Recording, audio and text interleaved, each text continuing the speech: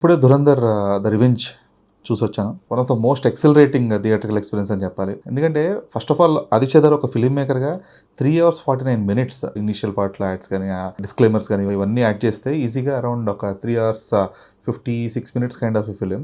అంతసేపు థియేటర్‌లో జనాలను కూర్చోబెట్టడం అనేది ఆదిత్య ధర్ ఒక దర్శకుడిగా సాధించిన బిగ్గెస్ట్ సక్సెస్ అనమాట. ఎందుకంటే ఒక 2.5 అవర్స్ ఫిల్మ్స్ చూడడానికి ఓపిక చచ్చిపోయింది జనాలకి చాలా వరకు. బికాస్ ఆఫ్ ఓటీటీ ఎరా అనండి, లేదంటే ఈ సెకండ్ స్క్రీన్ వ్యూయింగ్ ఎక్స్పీరియన్స్ అవనివ్వండి. ఎందుకంటే సినిమా చూస్తూ కూడా రీల్స్ చూడడం, లేదంటే ఏదో ఒకటి మెసేజ్లు చేసుకోవడం చాలా కామన్ అయిపోయిన సినారియోలో ఒక ప్రేక్షకుడిని 3 గంటల 49 నిమిషాల పాటు, this is for India run time కాబట్టి, అంతసేపు కదలకుండా ఎక్కడ బోర్ కొట్టకుండా అంతసేపు ఎంగేజ్ చేయడం అనేది it's not an easy task. ఒక డైరెక్టర్గా ఆదిత్య ధర్ క్రాఫ్ట్స్మెన్షిప్కి ఇది ఒక బిగ్గెస్ట్ ఎగ్జాంపుల్ అనమాట. So right from the establishment దగ్గర నుంచి, అంటే మనకి 'ధురంధర్ పార్ట్ 1' చూసినప్పటి నుంచి కూడా అంటే there are too many questions like who is Hamza అసలు, అంటే జస్కిరత్ అని చెప్పేసి ఒక రివీల్ చేసినప్పటికీ కూడా అతను ఎవరు, ఎందుకని దేశం కోసం ఇదంతా చేయడానికి ఎందుకు సిద్ధపడ్డాడు, అతనికి మోటివేషన్ ఏంటి, వీటన్నిటిలో కూడా సరైన ఆన్సర్స్ ఇవ్వకపోవడం వల్ల మనకి ఎక్కడో అరే ఎందుకో ఒక చిన్నపాటి డిస్కనెక్ట్ ఫ్యాక్టర్ ఉండింది. దో ఫిలిం ఎంజాయ్ చేసాం, ఆ మ్యూజిక్ అనేది చాలా ఎంగేజింగ్గా ఉండింది. One of the best playlist ఇచ్చాడు ఆదిత్య ధర్ ఆ మ్యూజిక్తో కానీ, లేదంటే అందులో వచ్చే ఒక రీమిక్స్ సాంగ్స్తో కానీ, 80s and 70s Hindi songs అన్నింటినీ కూడా రీటచ్ చేసిన విధానం, అండ్ ముఖ్యంగా రణ్వీర్ సింగ్ స్క్రీన్ ప్రెజెన్స్ కానీ, ఆ స్టోరీ కానీ, అన్నిటికి మించి the way the action sequences are shot కానీ. ఎందుకంటే యాక్షన్ సీక్వెన్సెస్ని ఎంగేజింగ్గా చూపించడం వేరు, అంత రా అండ్ రియలిస్టిక్గా చూపించడం వేరు. మనం మోస్ట్లీ ఈ కొరియన్ యాక్షన్ మూవీస్లో వాటిలో, లేదంటే ఒక జపనీస్ యాక్షన్ థ్రిల్లర్స్లో ఈ కైండ్ ఆఫ్ యాక్షన్ సీక్వెన్సెస్ అన్ని చూసి అరే ఇలాంటి కైండ్ ఆఫ్ యాక్షన్ మన తెలుగులో కూడా ఉంటే బాగుండు కదా, లేదంటే మన ఇండియన్ మూవీస్లో కూడా ఉంటే బాగుండు కదా అని చెప్పేసి అప్పుడప్పుడు అనుకుంటూ ఉంటాం. ఫస్ట్ పార్ట్లో ఏదైతే అక్షయ్ ఖన్నా సీక్వెన్స్ ఉందో where he actually hits the guy, అంటే మార్కెట్లో వెయిట్తో మనిషిని చంపేసే సీక్వెన్స్ ఏదవుతుందో అక్కడ ప్రాస్థెటిక్ వర్క్ కానీ సీజీ వర్క్ కానీ షాకింగ్ అనమాట. అరే ఎంత అథెంటిక్గా ఉందేంటి అనిపించింది కదా. దానికి మించి అంటే లిటరల్లీ దానికి ఇంటూ ఒక 10x కానీ 20x కానీ వేసుకోండి, ఫస్ట్ 15 మినిట్స్లో వచ్చే ఒక యాక్షన్ సీక్వెన్స్ ఉంటుంది. అంటే లిటరల్లీ వెళ్ళి థియేటర్లో ఇలా కూర్చొని జస్ట్ సెటిల్ డౌన్ అవుతున్నారు అనే టైంకి ఒక అరౌండ్ ఒక 10 మినిట్స్ కైండ్ ఆఫ్ ఒక యాక్షన్ సీక్వెన్స్ ఉంటుంది. సో ఆల్మోస్ట్ ఒక 12 మందిని చంపేసే సీక్వెన్స్ అనమాట. సో దానికంటూ ఒక డ్రామా ఇదంతా ఉంటుంది. బట్ ఆ సీక్వెన్స్ జరుగుతున్నంత సేపు ఒక ఎక్సలరేటింగ్ ఎక్స్పీరియన్స్ ఉంటుంది కదా, అంటే బాగా ఏంటి నెక్స్ట్ ఏంటి అని చెప్పేసి అదైతే అసలు అల్టిమేట్ అనమాట.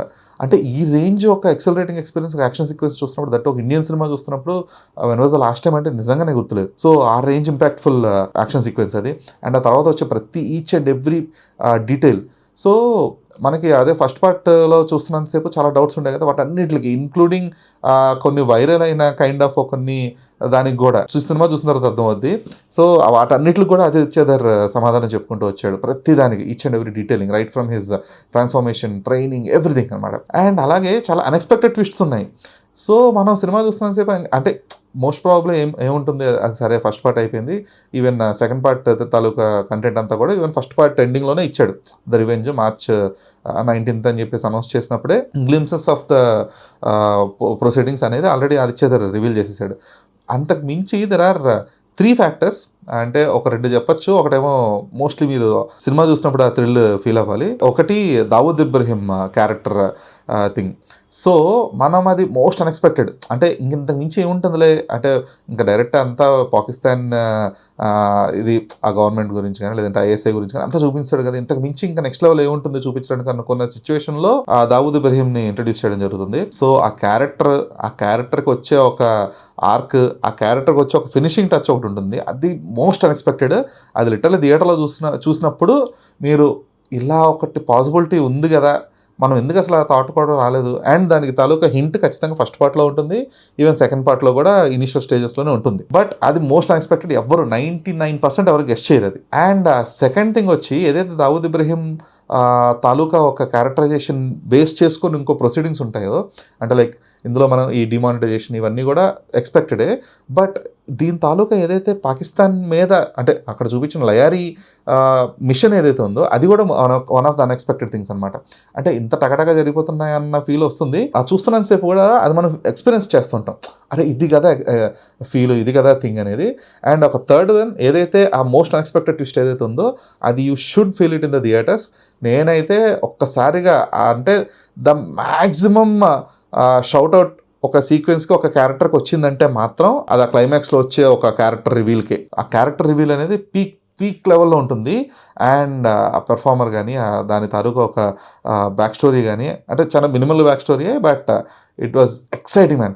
అంటే ఇలాంటి ఒక డ్రామా ఫిలింలో ఈ స్థాయి థ్రిల్లింగ్ ఎలిమెంట్స్ని యాడ్ చేయడం అనేది, అంతసేపు జనాలను ఎంగేజ్ చేయడం అనేది మామూలు విషయం కాదు. అండ్ పెర్ఫార్మెన్స్ విషయానికి వస్తే Ranveer Singh actually breathe in to the character.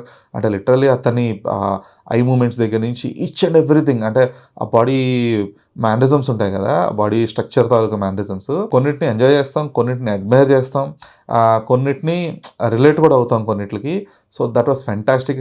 ఆ హెయిర్ స్టైల్ దగ్గర నుంచి ఆ మీసకట్టు కానీ, లేదంటే ఆ లాంగ్ బియర్డ్ కానీ, ఐస్లో వచ్చే ఒక స్పార్క్ కానీ, అంటే ఐస్లో చాలా తాలూకా ఎక్స్ప్రెషన్స్ ఉంటాయి. అంటే మనకి ఈవెన్ పార్ట్ 2 ట్రైలర్ రిలీజ్ చేసినప్పుడు దెర్ వాజ్ ఎ షాట్, అంటే చాలా వల్నరబుల్ ఒక షాట్ ఉంటుంది దానికి రణ్వీర్ సింగ్కి. లైక్ డోర్ ఓపెన్ చేయగానే రణ్వీర్ సింగ్ టైట్ క్లోజప్లో. సో దెర్ ఆర్ అరౌండ్ ఒక 6 to 7 టైట్ క్లోజప్స్ ఉంటాయి రణ్వీర్ సింగ్కి. Each and every tight closeup has a different emotion. So ఆ ఎమోషన్స్ అన్నింటిలో కూడా రణ్వీర్ సింగ్ చాలా అద్భుతంగా క్యారీ చేశాడు. సో నాకు తెలిసి రణ్వీర్ సింగ్ ఖిల్జీ తర్వాత ఆ రేంజ్లో అంటే దాన్ని బీట్ చేసే పెర్ఫార్మెన్స్ అయితే ఇందులో ప్లే చేసిన Hamza Ali alias Jaskirat Singh character one of his best పర్ఫార్మెన్సెస్గా ఈ సినిమా ఎప్పటికీ నిలిచిపోతుంది ఫర్ రణ్వీర్ సింగ్. సో ఇంకా చాలా క్యారెక్టర్స్ ఉన్నాయి, but every character is impactful. అంటే మనం ప్రతి క్యారెక్టర్తో కూడా అరే ఇది కదా అని చెప్పేసి ఖచ్చితంగా ఉంటుంది. బట్ అన్నిటికన్నా మోస్ట్ ఇంపాక్ట్ఫుల్ అయితే ఖచ్చితంగా Ranveer Singh. And even other characters did well, but మనకు గుర్తుండిపోయేది అయితే ఖచ్చితంగా రణ్వీర్ సింగ్ మాత్రమే గుర్తుంటాడు ఆ సినిమా నుంచి బయటకు వచ్చేటప్పుడు. అండ్ ఇంకో ఇంపాక్ట్ఫుల్ క్యారెక్టర్ వచ్చి మాధవన్. అంటే అజిత్ దోవల్ నిజంగా ఎలా ఉండేవాడేమో, లేదంటే అలాగే సిగరెట్ కాల్చేవాడేమో, లేదంటే అలాగే మాట్లాడేవాడేమో, అలాగే డీల్ చేసి, అంటే లిటరల్లీ ఏదో ఆయన కైండ్ ఆఫ్ ఒక మినియేచర్ తీసుకొచ్చి ఇక్కడ ప్రజెంట్ చేసినట్టు ఉంటుంది అనమాట, ఒక mini version. So right from the makeup, ఆ మ్యానరిజమ్స్ కానీ, ముఖ్యంగా ఆ సిగరెట్ తాగే విధానం ఏదైతే ఉందో, there are some older videos of Ajit Doval on social media like on YouTube కానీ డిఫరెంట్ ప్లాట్ఫామ్స్లో. సో ఆయన సిగరెట్ తాగే విధానం ఎలా ఉంటుందంటే he will actually swallow the smoke అనమాట. సో స్మోక్ ఒకసారి మింగి బయటకు వదులుతూ ఉంటాడు. సేమ్ దాన్ని రీక్రియేట్ చేశాడు Madhavan. So that's not that easy thing. Perfection to the core అంటారు కదా, ఆ రేంజ్ పర్ఫార్మెన్స్ మాధవన్ది. అండ్ శాశ్వత్ బీజిఎం అదిరిపోయింది. కాకపోతే ఫస్ట్ పార్ట్ స్థాయి ఇంపాక్ట్ఫుల్ మ్యూజిక్ అయితే కొంచెం లేదనిపించింది, బట్ ఆ వెస్టర్న్ మ్యూజిక్ కానీ, అలాగే అరబిక్ థీమ్స్ కానీ ఇవన్నీ బాగున్నాయి. అయితే మనం ఫస్ట్ పార్ట్లో అన్నిటికన్నా బాగా ఎంజాయ్ చేసింది ఆ ఫిలిపినో మ్యూజిక్ కదా, like Akshay Khanna's entry BGM. So అదే స్థాయి అలాంటి సీక్వెన్స్ ఒకటి ఉంటుంది ఇక్కడ, where Ranveer Singh will recreate it kind of. అంటే ఇక్కడ అక్షయ్ ఖన్నాతో మనం చూసిన ఎంట్రీ సీక్వెన్స్ ఏదవుతుందో అదే ఇక్కడ కూడా ఉంటుంది. కాకపోతే ఆ మ్యూజిక్ అనేది ఆ స్థాయి ఇంపాక్ట్ క్రియేట్ చేయలేకపోయింది. సీక్వెన్సెస్ ఆర్ గుడ్, అంటే ఆ డాన్స్ పర్ఫార్మెన్స్ కానీ, ఆ గన్తో డాన్స్ సీక్వెన్స్ కానీ ఇవన్నీ కూడా బాగుంటాయి. బట్ మ్యూజిక్ అనేది అంత ఇంపాక్ట్ఫుల్గా లేదనమాట. అది వైరల్ అయినట్టుగా ఈ సీక్వెన్స్ వైరల్ అవ్వకపోవచ్చు most probably. But action sequences were great. స్పెసిఫిక్గా ఆ తలతో ఫుట్బాల్ ఆడే సీక్వెన్స్ కానీ, లేదంటే తల నరికే సీక్వెన్సెస్ కానీ, and major Iqbal last climax sequence కానీ ఇవన్నీ కూడా టూ గుడ్.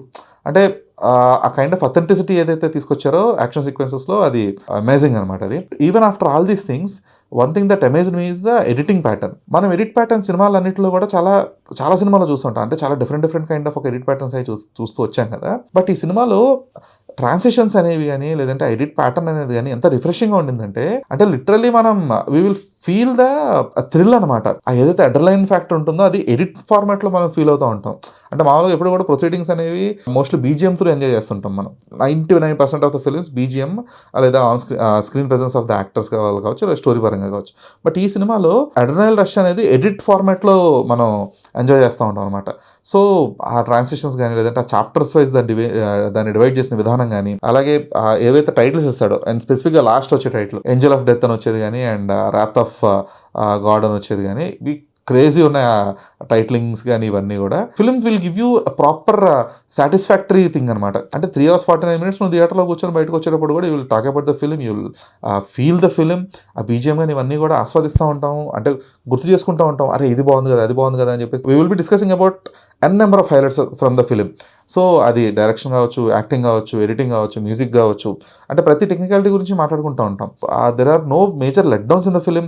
అంటే నథింగ్ బట్ అంటే ఫస్ట్ పార్ట్తో క్రియేట్ చేసిన ఇంపాక్ట్ని సెకండ్ పార్ట్తో అందుకోగలడం అనేది మామూలు విషయం కాదు. KGF 2 actual created that magic. ఎందుకంటే అంటే కేజీఎఫ్ 1 యాక్చువల్ ఎలాంటి అంచనా లేకుండా చూసిన సినిమా కదా. సో కేజీఎఫ్ 2 ఎలా ఉంటుంది అనుకుంటే it actually matched the expectations కదా. అదే స్థాయిలో దురంధర్ 2 కూడా ఎక్స్పెక్టేషన్స్ని రీచ్ అవ్వగలిగింది. సో అది మోస్ట్ ప్రాబ్లీ ఫిలిం అంటే ఇన్ని 100 కోట్ల దగ్గర ఆగుద్ది అనేం లేదు. ఖచ్చితంగా అంటే ఫస్ట్ పార్టే అది 1000 crores ప్లస్ వచ్చింది కాబట్టి ఈ సినిమా ఇంకా అన్స్టాపబుల్ మోస్ట్ ప్రాబ్లీ. ఎందుకంటే it's a long weekend, almost ఒక 4-5 days కంటిన్యూస్ హాలిడేస్ ఉన్నాయి ఇండియాలో కూడా. అండ్ ఈవెన్ ఓవర్సీస్లో కూడా it's the same pattern, almost long weekend ఇదంతా. అండ్ ఆల్మోస్ట్ ఒక 3 weeks వరకు there is no other major release. తెలుగులో ఉస్తాద్ భగత్ సింగ్ ఇంపాక్ట్ కొద్ది మేరకు ఉండొచ్చు for Telugu states, but rest of India మాత్రం దురంధర్ ద రివెంజ్ అనేది unbeatable. This is Dheeraj signing of.